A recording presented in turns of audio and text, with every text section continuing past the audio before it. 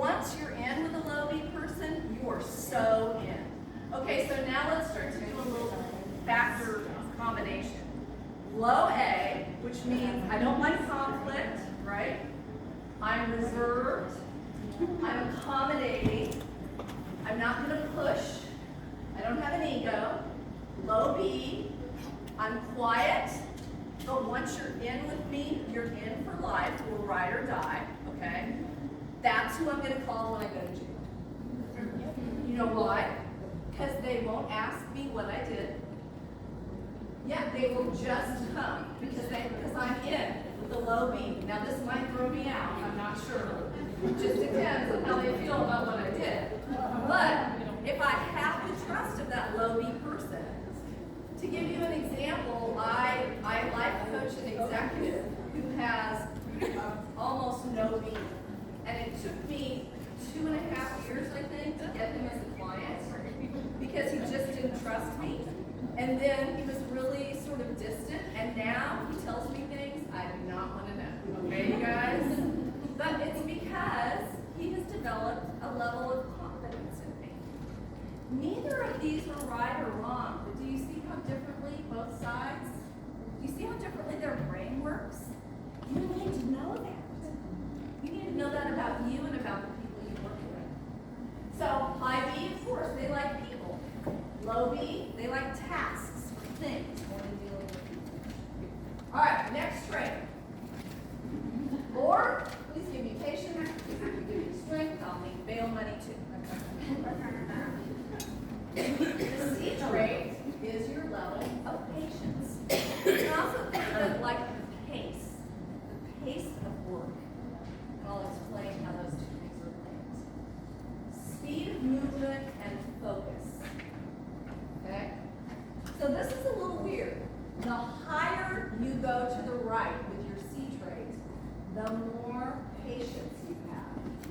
Oh, The more jeez. focused you are. The farther you go to the left with your C trait, the more urgent things become and the less patience you have. Okay? So that person to the right, they're going to be easygoing, right? And to the left, they're going to like pressure.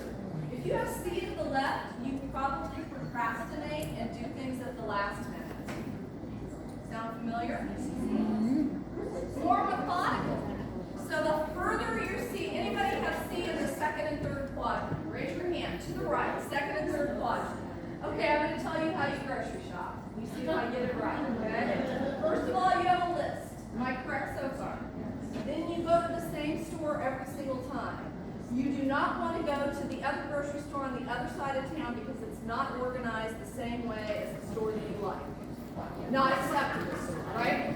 Now, when you get in the grocery store, you are very methodical. In fact, your grocery list is probably done by aisle so that you can go up and down each aisle very precisely. And you're not on your phone while you're grocery shopping, right? You are singularly focused with your cart, getting the things you need, and you are out of there. Okay, now, high C people, just cover your ears because this is really going to bother you, okay? I have a low C. This is how I grocery shop. I go to whatever store's close. I go up and down every aisle about 15 times. I'm on my phone 2 or 3 times. Sometimes I'm just standing in an aisle wondering why I'm there. I do go fast. I'm pushing my cart very fast, and I'm grabbing things very fast. And if you saw me, you might think I was one of those C people, but I have no idea where I'm going or what I'm doing.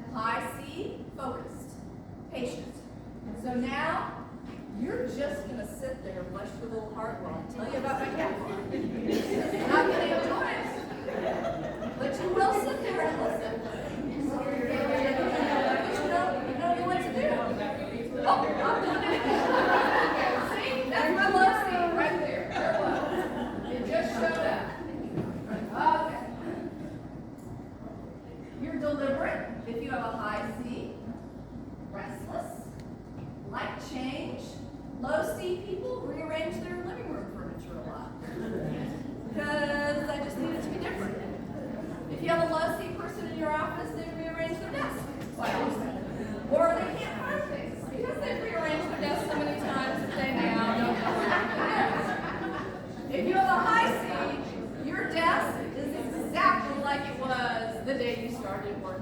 You have not rearranged your office. You just like it to be the way it is, right? That way, you can repeat things. High C. You like repetition. You're methodical, sequential. You want to start at the beginning, do steps 1, 2, and 3, complete the project, move it aside, and now move on to the next project.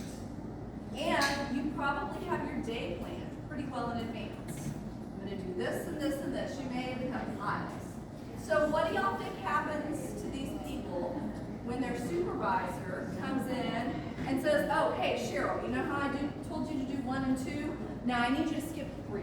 3 is really important, okay? Well, 4 is important too, but no, I think I need you to go back to 3. And I'm at her. So when she goes to 3, she has to refocus her brain, think about it, start, think about what her process is, start the process, and now let's say she's halfway in and I say, Cheryl, scratch that, go back to 1. I'm 3 is due later, but I need you to do 1 right now. Now I'm already frustrating her and she's ready to go home. Just that, okay? Now it's going to take her some time to shift, to go back to 1, to be able to do that methodically. So what's the kindest thing that you can do